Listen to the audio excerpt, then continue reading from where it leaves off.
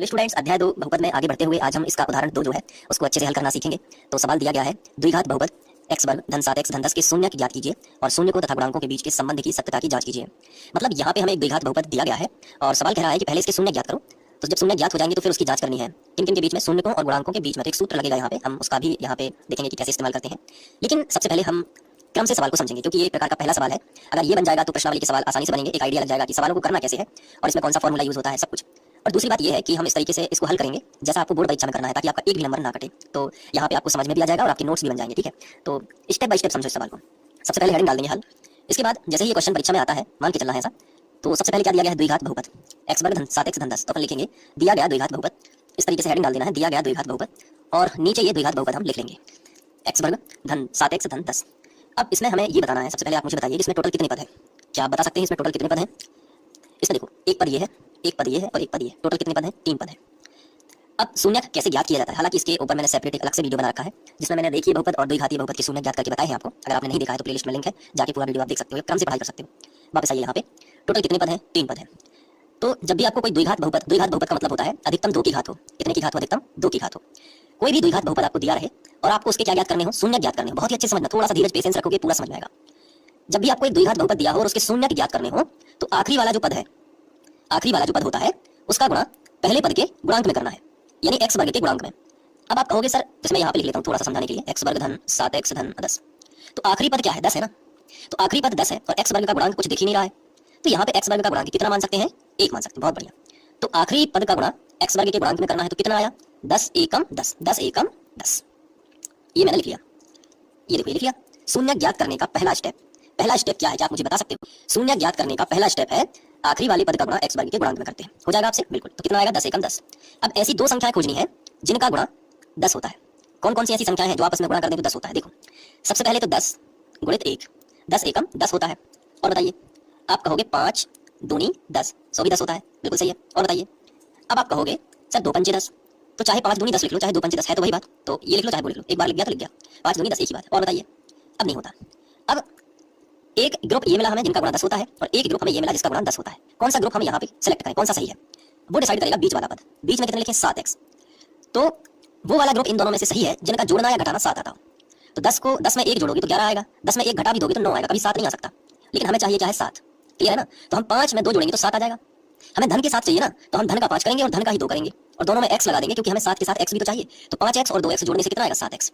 समझ पाए नहीं? ये शून्य ज्ञात करने की मेथड है। कैसा? सबसे आखिरी वाले पद का गुणा x वर्ग के गुणांक में कर दो, 10 एकम 10। अब ऐसी 2 संख्याएं खोजो जिनका गुणा 10 आता है, तो हमें 2 संख्याएं मिली। अब उनमें से वो वाली सिलेक्ट करो जो बीच वाली संख्या बता रही हूं। तो 5 और 2 7, इतना तो समझ में आ गया होगा, आ गया है ना। चलो आगे बढ़ते हैं। अब हमें संख्या मिली है 5x और 2x, तो ये 7x है, इसको नहीं लिखेंगे, इसकी जगह पे 5x और 2x लिखेंगे। बाकी पहला पद और आखिरी पद ज्यों का त्यों। तो पहले लिखेंगे x वर्ग, फिर प्लस लगा है तो प्लस, जो 7x है ना इसकी जगह पे हम लिखेंगे 5x प्लस 2x। अब कई बच्चे यहाँ पे पूछते हैं कि सर 2x पहले लिख दे तो क्या गलत हो जाएगा, या 5x बाद में लिख दे तो क्या गलत हो जाएगा? आंसर है नहीं, आप कहीं भी लिखिए, कोई टेंशन नहीं है, गलत कभी नहीं होता। 5x लिख लिया, फिर 2x लिख लिया, फिर क्या है 10, आखिरी वाला पद ज्यों का त्यों। क्या समझ में आया? कि जो बीच वाला पद है उसकी जगह पे केवल 5x और 2x बस लिख दिए हैं और बाकी सब कुछ ज्यों का त्यों है। अब मुझे एक बात बताइए, टोटल कितने पद हो गए हैं? 1 2 3 4। टोटल कितने पद है बेटा? 4 पद हो गए। तो 2 पद अलग अपने दिमाग में सोचिए, आपको ये लाइन नहीं खींचनी एग्जाम में, और 2 पद अलग आपको ये सोचना है, ठीक है। टोटल 4 पद है तो हमने 2 में सेपरेट कर दिए, 2 में अलग कर दिए, कॉमन निकालना है क्योंकि हमें। अब आप थोड़ा सा दिमाग लगाइए कि इन दोनों में से क्या कॉमन आ सकता है, सोचिए जरा, इन दोनों में से क्या कॉमन आ सकता है। देखो x यहाँ पे है, x यहाँ पे भी है, क्योंकि x के ऊपर 2 की घात का मतलब है x गुणित x, यानी इसके पास तो 2 x हैं और इसके पास 1 x है, तो ये कॉमन तो एक आराम से दे देगा। अब बात करते हैं, x तो दोनों के पास कॉमन है और क्या है कुछ और। देखो इसके पास 5 है लेकिन इसके पास 5 नहीं है, तो केवल x ही कॉमन आएगा। x कॉमन हम निकाल सकते हैं दोनों जगह से। तो अब इन दोनों के पास क्या बचेगा वो ब्रैकेट में लिखा जाएगा। क्या बचेगा बताओ? पहले के पास गए, पूछा भाई साहब तुम्हारे पास क्या बचा, तो उसने कहा अपनी स्टोरी बताई कि देखो x कॉमन निकल गया तो 1 बच गया था मेरे पास x, क्योंकि मेरे पास 2 थे, प्लस है तो प्लस लगा लिया। इससे पूछा तुम्हारे पास क्या बचा, उसने कहा कि x मेरा निकल गया तो मेरे पास केवल 5 बचा, तो ब्रैकेट में ये बचा। इसके बाद ये दोनों पद जब लिख जाए, दोनों पद के बाद जो भी चिन्ह हो वो चिन्ह आपको यहाँ पे लगाना है। किसका चिन्ह है? ये प्लस का, तो यहाँ पे आप प्लस का चिन्ह लगाओ, बिना टेंशन, फ्री हो बिल्कुल। इसके बाद अब इन दोनों में सोचो क्या है कॉमन। तो आप जो नए बच्चे होते हैं जो पहली बार समझ रहे हैं वो क्या करेंगे, यहाँ पे देखिए, यहाँ पे 2 है, वो कहेंगे कि यहाँ पे तो 2 है ही नहीं, तो 2 कॉमन तो नहीं आ सकता, और वो भी बड़े कॉन्फिडेंस से कहेंगे। लेकिन मैं आपको बता दूं कि 2 कॉमन वहां से निकल सकता है जहां जहां 2 का पूरी बार भाग चला जाता है, या फिर हम दूसरे शब्दों में कहें तो 2 की दुनिया में आने वाली जितनी भी संख्या है वो सब 2 कॉमन निकाल सकते हैं वहां से। तो 2 की दुनिया में 10 आता है क्या? 2 पंचे 10, 5 बार में आता है ना 10, तो 2 कॉमन दोनों जगह से निकल सकता है। अब बात करते हैं x की। x यहाँ पे है लेकिन यहाँ पे तो नहीं है ना, तो x कॉमन नहीं निकलेगा, केवल 2 निकलेगा। अब कोष्टक बना लो, और कई सारे दिमाग वाले बच्चे क्या करते हैं कि यही कोष्टक लिख देते हैं क्योंकि बुरा लेते हैं कि यही है। बिल्कुल सही है, आप कर सकते हो ऐसा, लेकिन मुझे नियम से बताना है। तो 2 कॉमन निकाल दोगे, क्या बचेगा इन दोनों के पास? इससे पूछा 2 कॉमन निकल गया तो क्या बचेगा? x प्लस है तो प्लस, और 2 पंचे 10, 5 आ गया। यही कोष्टक आता है। मैं अब फिर से आपको बता दे रहा हूँ कि अगर ये दोनों कोष्टक आपके एक से नहीं आए तो समझ लो सवाल गड़बड़ कर दिया है, कहीं गलत हो गया है। और अगर ये सेम आ गए तो फिर एग्जाम में मजा ही मजा है। अब ये 2 जगह लिखा है तो इसको 1 जगह लिख दो, ठीक है, 1 जगह लिख दो। और बाकी जो है देखो 2 कोष्टक है ना, x+5 और x+5 2 जगह है तो इसको 1 जगह लिख दो, बाकी जो बचा है x+2 उसको लिख दो, है ना। अब देखो चूंकि हमें शून्य ज्ञात करना है तो हम कैसे कर सकते हैं, ये तो इस बहुपद के गुणनखंड है। अब हमें इसके शून्य ज्ञात करने हैं तो दोनों कोष्टक के बराबर 0 ले सकते हैं। तो हम लिखेंगे शून्य के लिए, हेडिंग डाल देंगे शून्य के लिए। अब इसके बाद क्या करना है, पहले कोष्टक के बराबर 0 ले लेंगे तो x+5 बराबर 0, बीच में लिखेंगे या, ठीक है, ये लिखना है आपको। और दूसरे कोष्टक के बराबर भी आपको क्या ले लेना है 0, इतना कर लोगे, ठीक है। जो धन का 5 इस तरफ लेके आ जाओ तो माइनस का हो जाएगा, और जो धन का 2 इस तरफ ले जाओ तो किसका हो जाएगा, माइनस का। तो आपको जो शून्यक मिलेंगे, अतः पहला शून्यक अल्फा मान लो, अतः शून्यक अल्फा बराबर मान लो -5, पहला शून्यक अल्फा, और दूसरा शून्यक मान लो ये बीटा का चिन्ह है तो इसे मानेंगे बीटा। तो ये अल्फा कहलाता है और ये बीटा कहलाता है। और अल्फा बीटा यूनान देश के अक्षर है, यूनानी भाषा के शब्द है अल्फा और बीटा। तो अल्फा ऐसा बनाया जाता है और बीटा ऐसा। आगे आप गामा के बारे में भी पढ़ोगे जो ऐसा बनता है, ये गामा है, आगे पढ़ोगे, ठीक है, अभी मत पढ़ना, अभी है ही नहीं आपके सिलेबस में। तो अल्फा और बीटा जो है वो आपको पता होना चाहिए। ये क्या कहलाता है, अल्फा आप लिख भी सकते, आप अपने नोट्स में कहीं भी लिख सकते हो अल्फा, और ये क्या है, बीटा, ठीक है। तो अल्फा पहला शून्यक कहलाता है और बीटा दूसरा शून्यक कहलाता है। बोलो यहाँ तक समझ में आ गया। तो ये निकला है शून्यक, लेकिन शून्यक के साथ क्या करना है, जांच भी करना है। जांच कीजिए शून्यक और गुणांकों की। तो अब आपको यहाँ पे प्यारी सी हेडिंग डालनी है जांच। अब जांच 2 तरीके से होती है, पहली होती है शून्यकों का योगफल बराबर, और यहाँ पे एक फॉर्मूला होता है जो आपको ध्यान रखना है, क्या होता है, -x का गुणांक और बटे होता है x वर्ग का गुणांक। ये आपको ध्यान रखना है, ठीक है, ध्यान रख लोगे ना। शून्यकों का योगफल है ये। दूसरा होता है गुणनफल। मैं यहाँ पे सूत्र जो है यहाँ पे लिख के लाया हूँ। शून्यकों का गुणनफल जो होता है वो होता है अचल राशि बटे x वर्ग का गुणांक, और शून्यकों का योगफल होता है -x का गुणांक बटे x वर्ग का गुणांक। ये दोनों सूत्र याद कर लेना, स्क्रीनशॉट मार दो इसका, ये लिख लेना। देखो इसमें क्या है, नीचे क्या लिखा रहता है, नीचे बताओ क्या लिखा रहता है, x वर्ग का गुणांक। इधर भी देख लो x वर्ग का गुणांक। तो ये तो याद करना बहुत आसान है ना, बटे में पहले से लिख सकते हो x वर्ग का गुणांक, क्योंकि यहाँ भी है और यहाँ भी है तो ये तो याद हो जाएगा। सिर्फ योगफल में होता है -x का गुणांक और गुणनफल में होता है अचल राशि। इतना याद नहीं रख पाओगे क्या, योगफल में होता है -x का गुणांक और गुणनफल में होता है अचल राशि। बोलो याद हो जाएगा ना, हो जाएगा ना याद, बिल्कुल सही है। चलो अब ये हमने लिखा योगफल के लिए। शून्य कौन कौन से हैं, अल्फा और बीटा। तो इनका योगफल क्या होगा, अल्फा प्लस बीटा बराबर, थोड़ा अंतर दे के लिखना क्योंकि ये बटे वाला है, और फिर ये फिर से मतलब ये उत्तर तक चलेगा आखिरी तक। अब इसके बाद जो योगफल है वो क्या है, अल्फा प्लस बीटा। तो अल्फा का मान जो है ये तो हमने जोका तो लिख लिया था, अल्फा कितना है -5, तो अल्फा के नीचे क्या लिखना -5, फिर प्लस है तो प्लस, और फिर बीटा कितना है, बीटा है 2 बराबर, ये फिर से जोका तो ये देखो लिख लिया। अब देखो -5 और प्लस का 2 है तो क्या बचेगा, -3 बचेगा। 5 में से 2 कितने बचे, 3 बटे कुछ नहीं है तो 1 कर लो बराबर, और ये फिर से जोका तो लिख दो।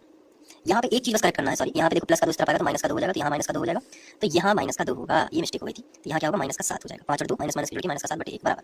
और ये जो है ये फिर से ज्यों का त्यों लिखोगे, यानी माइनस का x का गुणांक और बटे क्या आ जाएगा x वर्ग का गुणांक, है ना। अब देखो यहाँ पे माइनस और माइनस दोनों जगह से कट जाएंगे तो क्या बचेगा, 7 बटे 1 बराबर x का गुणांक और बटे क्या हो जाएगा x वर्ग का गुणांक। तो x का गुणांक कितना है, 7। क्या सच में है 7? आइए देखते हैं। जो हमारा द्विघात बहुपद दिया गया था इसमें जो x का गुणांक है वो वास्तव में 7 ही तो है, यानी कि जांच हो गई है कि x का गुणांक कितना होना चाहिए, 7। सही है। अब आगे देखो x वर्ग का गुणांक कितना है, 1 है। क्या सच में है, एक बार देख लेते हैं। x वर्ग का आगे कुछ भी नहीं लिखा है तो 1 ही माना जाएगा। यहाँ पे जांच करने से पता चला कि जो कि सत्य है। क्या लिखेंगे, जो कि सत्य है। इस तरीके से आप लिख लेना। अब हम निकालेंगे शून्यकों का गुणनफल बराबर का चिन्ह। शून्यकों के गुणनफल का फॉर्मूला मैंने आपको क्या बताया, देखो योगफल कर लेंगे उसके बाद आप गुणनफल निकालेंगे। अचर राशि बटे x वर्ग का गुणांक, तो यहाँ पे हम लिख लेते हैं अचर राशि बटे x वर्ग का गुणांक। अब शून्यकों का गुणनफल जो है वो क्या होगा, गुणनफल। तो उसके लिए हम कह सकते हैं कि जो अल्फा का मान था वो था -5, जो बीटा का था वो था -2। मैं आपको दिखा देता हूँ, ये देखिए अल्फा का मान -5 और बीटा का मान -2। तो शून्यकों का गुणनफल -5 गुणित -2 बराबर ये जो कहते हो। अब यहाँ पे बताइए 5 दूनी 10, माइनस माइनस का प्लस हो जाएगा क्योंकि ऋण ऋण का धन बनता है गुणा में, और बटे कुछ नहीं है तो 1 कर सकते हैं, और ये फिर से जो कहते हो। तो यहाँ पे हमें पता चल रहा है कि अचल राशि कितनी होनी चाहिए, 10। आइए द्विघात बहुपद में देखते हैं कि सच में है कि नहीं। ये देखो ये लिखा है 10, ये अचल राशि है। अचल राशि मतलब कोई भी संख्या अचल राशि कहलाती है जो किसी बहुपद में सबसे आखिरी में होती है संख्या। तो ये अचल राशि 10 और x वर्ग का गुणांक कितना है, 1। तो वो तो पहले भी था, आप यहाँ पे देख भी सकते हो x वर्ग का गुणांक कितना है, 1। तो यहाँ भी लिख सकते हैं जो कि सत्य है। तो इस तरीके से हमने लिखा। तो ये सवाल जो है यहाँ पे खत्म होता है। अब आप इसको अच्छे से नोट कर लीजिएगा। तो यहाँ से लिखना स्टार्ट करना है, वीडियो को पॉज करके नोट कर सकते हो आप। इसके बाद यहाँ पे, इसके बाद यहाँ, फिर यहाँ पे, फिर यहाँ। और अगर आपको नोट्स लेना है मैथ्स के तो वो नोट्स भी आप ले सकते हो। बस बन के रेडी हो जाएंगे कुछ ही टाइम में। जब तक आप ये वीडियो देख रहे होंगे हो सकता है तब तक बन जाए। तो आप रिसेंट वीडियोस जरूर देखते रहना या कम्युनिटी पोस्ट में कि कहाँ से नोट्स हम ले सकते हैं, तो आपको मैथ्स की नोट्स भी मिल जाएगी। एक बार सर्च करना, चैनल पे विजिट करना, अलग अलग जगह पे videos recent video community post पे है ना, लाइव क्लासेस में कहीं भी। लाइव में तो नहीं होगा लेकिन हाँ यहाँ पे कम्युनिटी में मैं डाल सकता हूँ। जिस बच्चे को नोट्स चाहिए तो उस नंबर पर संपर्क करें, तो वो नंबर भी आपको वहाँ पे मिल जाएगा। अब इसके बाद यहाँ पे लिखना है। तो एक बार इसकी अच्छे से प्रैक्टिस करनी है, देखना है कि बन रहा है कि नहीं। अगर बन जाएगा तो कमेंट में नीचे लिख देना कि मेरे से सर बन गया है, बहुत अच्छा है। ठीक है, अब हम लोग उदाहरण 3 करेंगे और उदाहरण 3 बहुत इंपॉर्टेंट है तो उसको बहुत अच्छे से सीखना है। मिलते हैं नेक्स्ट वीडियो लेक्चर में। Thank you.